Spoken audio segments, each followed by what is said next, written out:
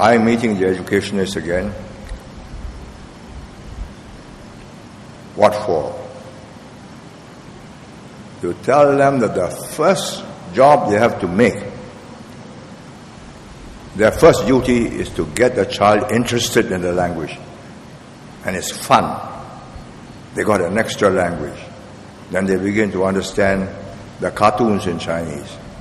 And you see, and the mainland Chinese are producing any number of cartoons, Siu Chi, all sorts of interesting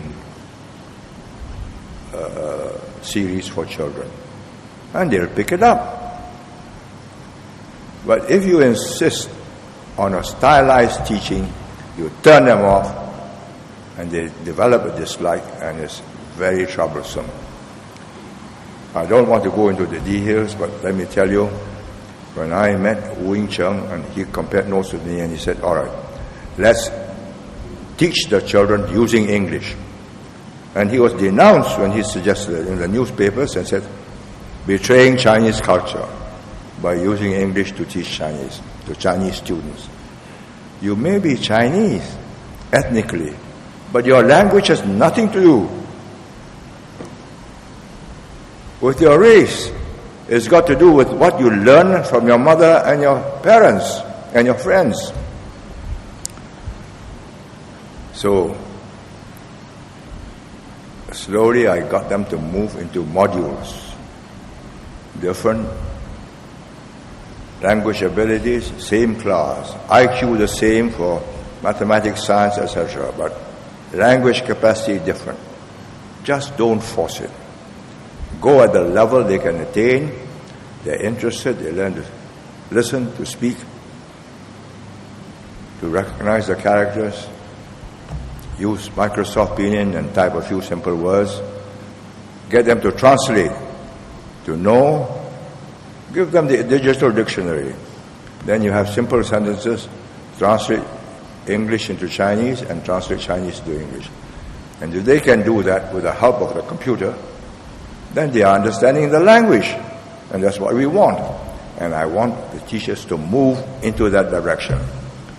If I had to learn the language all over again as a child, I will learn it that way.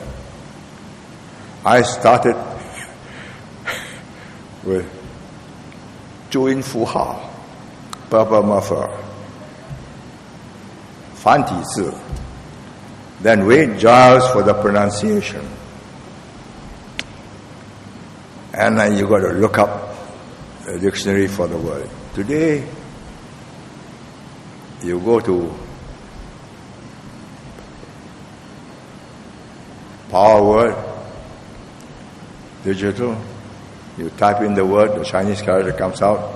You type in the Chinese, the English character comes out. Or you go to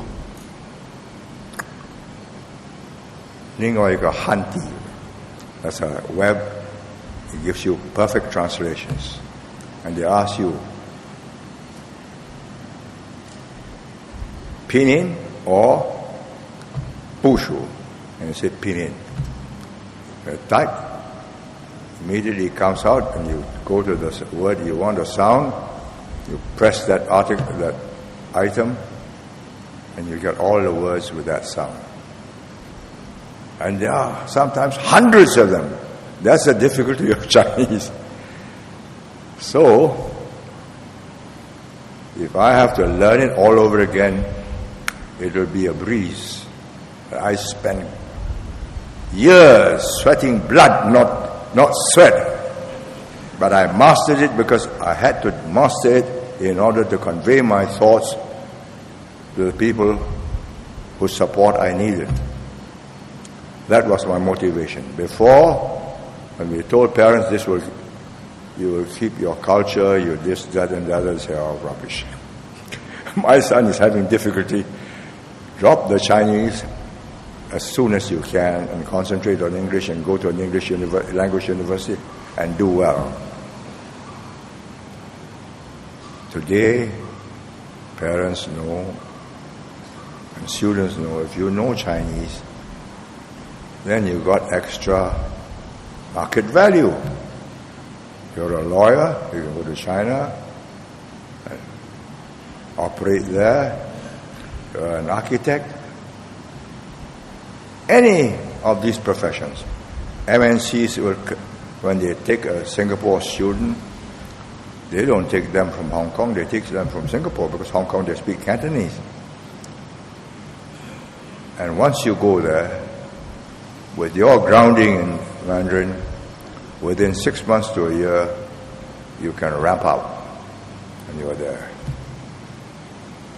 So, I want to get this message into the heads of the younger generation of teachers and said, this is the way we are going to go. Use IT, use drama, use every possible method to capture the interest of the children. And doesn't matter what level they reach, they will like the language, it's fun, and later on in life, they'll use it. Thank you.